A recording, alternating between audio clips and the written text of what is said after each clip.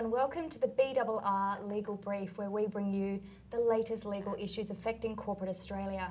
I'm Kate Ritchie. Well, this week, of course, we saw the ASX release its draft guidance on continuous disclosure after the High Court failed to deal with this matter in the Fortescue decision.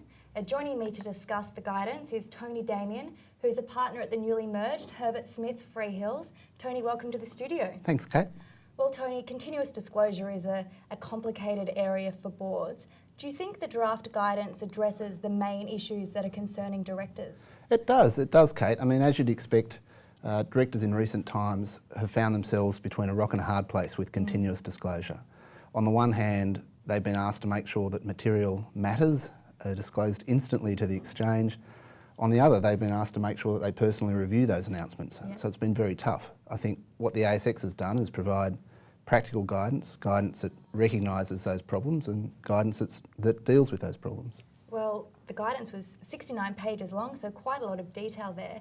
What do you see as the main clarifications or changes that have come out of the guidance?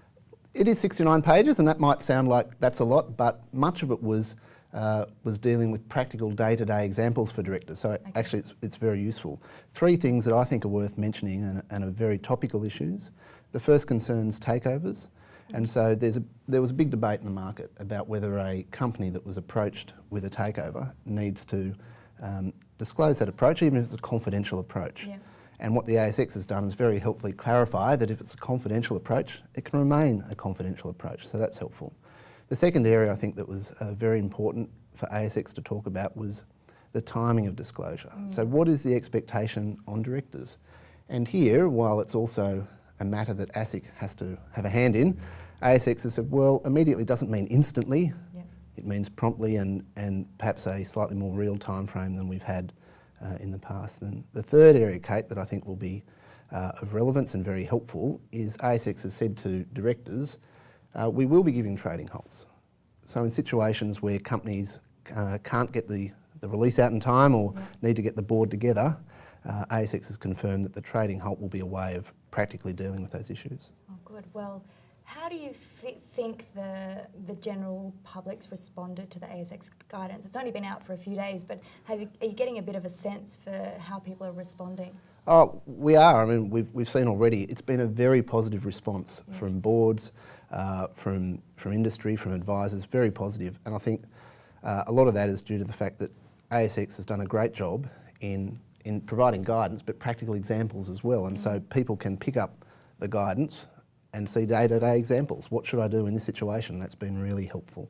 Well, the ASX has done a good job, as you mentioned, but are there any areas perhaps where there could have been a little bit more detail or you would have liked to see some improvement? Kate, I think this is one of the rare instances where we can say ASX has done a great job.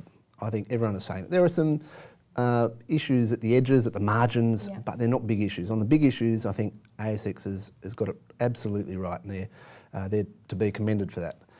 The one area that remains that's not within ASX's control is, of course, how ASIC respond to the revised guidance. At the end of the day, it's ASIC who takes enforcement action here, and we will all wait and see what ASIC's final approach to this is. We certainly will. Well, the guidance is still in draft form.